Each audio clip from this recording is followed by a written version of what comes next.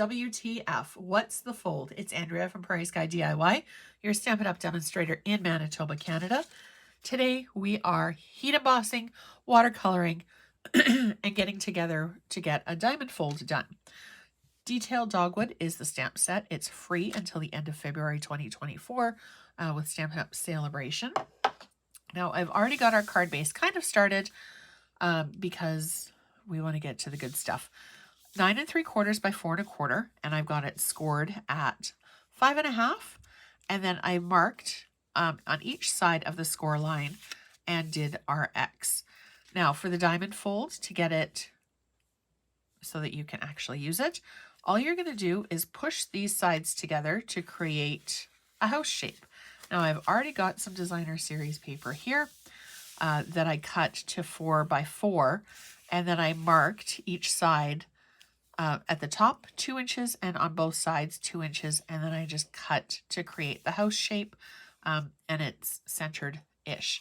I've also got a piece of 3-inch basic black that is going to be part of our design here, but let's get to the main event. I'm heat embossing with white today, and as I said, I'm using Detailed Dogwood. So I'm going to do Versamark. Whoops. So get our stamp nice and inky. Now I do have 3 colors that I'm going to be working with as well: Lost Lagoon, Lemon Lime Twist, and Berry Burst. Okay, so I want this on the diagonal, and we're going to get most of the flower detail on our cardstock. I don't really care about the stem that much. So this is a bit of an emboss resist technique because the watercolor will go around where we've got our embossing powder. It's not going to stick. All right, so tap off the excess. Give it a bit of a flick. Now, if you do have some embossing powder where it's not, you can just use your finger, excuse me, or a paintbrush. Not sure what's up with my voice today. All right, so heat tool at the ready.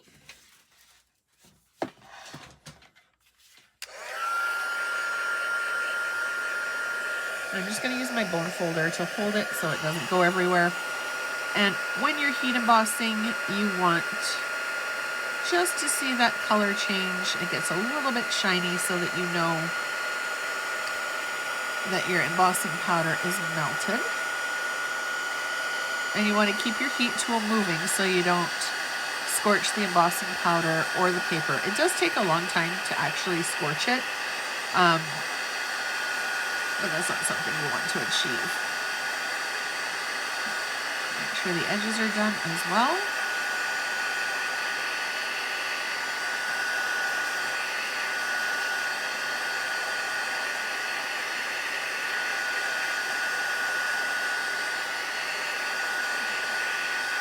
All right.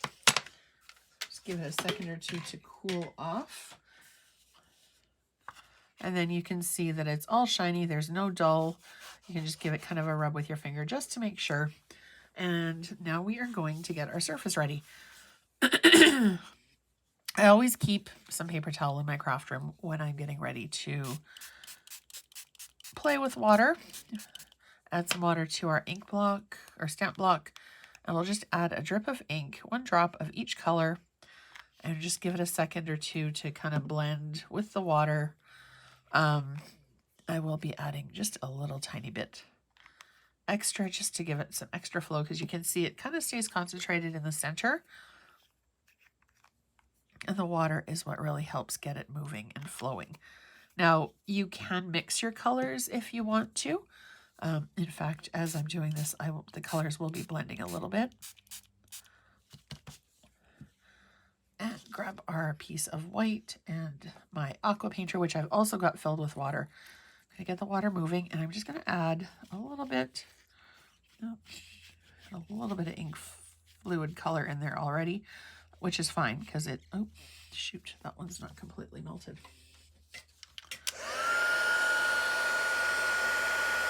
Oh well, a little bit of a distressed look. It's all good. All right, here we go. And we'll just add our water, whoops, onto here. And then we're just going to kind of add whichever way you want to start, whatever color you want to start with. You just want to make sure that the ink coverage is fairly even. And the more water you add, the more subtle the color is going to be. I do love watercolor a lot. It's a lot of fun to play with. And blending the colors can give you a totally different look. Now, when we go to dry our cardstock, we need to be a little bit careful because we don't want the, oops. Oh. Add a little bit more right there where that white is. We don't want our embossing powder to melt any more than it already is. So we're just going to clean up our block. Put it off to the side. We're done with that now. Now, if you wanted to, you could let it sit and air dry, but you can also expedite with your heat tool. So we're just going to go just super quick. It doesn't take very long because I didn't add a ton of water. But when it starts to curl up at the edges, you can flip it over and dry the back side.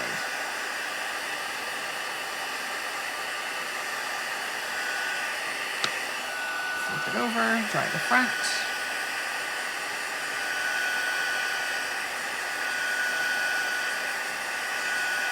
Now the sample that I had shown earlier, I actually placed under my stamp block with a couple of punches on overnight so that it helped it stay a little bit more flat. You can see a little bit different there. But we're just going to go ahead and grab our card and our piece of basic black. Now we do have a piece that's going to hang off the edge, so we want to make sure that we're not going to go to this corner. So I'm going to apply our adhesive actually in strips. It's not usually how I do it, but I want to make sure that we're not going to get adhesive where it should be. Although it is my craft room, so you know as well as I do that anything can happen and it's usually unexpected. All right, so there we go. Now, because this is a water application, I am going to add a little bit more adhesive than I normally do, just because I want to make sure that it's not going to go anywhere.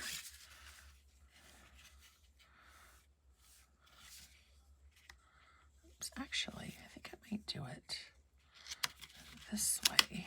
Kind of like that better, actually.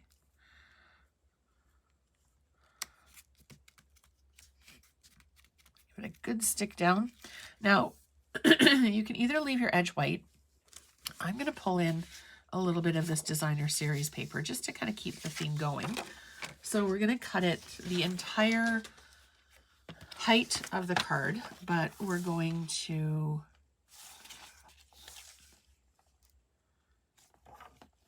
only do an inch. No, we're not. We're going to do probably 1.5 inches. Actually, no, I like that. 1 inch it is. By 4 1/4.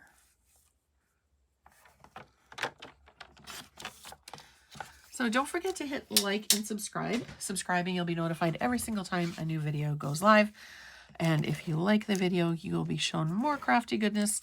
And you can also join my email list. So about once a week, you will get all kinds of inspiration to your inbox. All right, so I'm going to go in just a little bit from the edge, just to give it a little bit more detail. And I think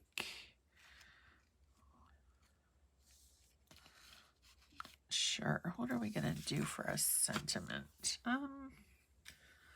Let's see. What have I got here?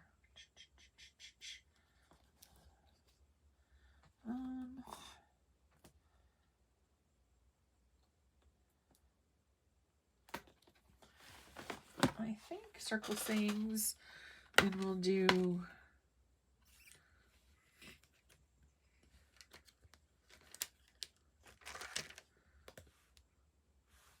a warm hello today.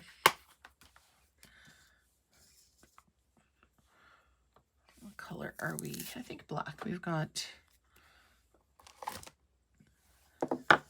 some black on our card. We'll use our black circle sayings greeting.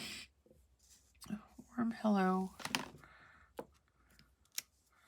This back in the stamp case. And then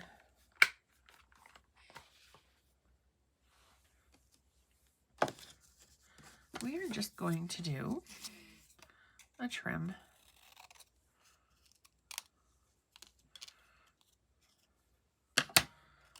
And grab some dimensionals to pop this guy up. Now this is one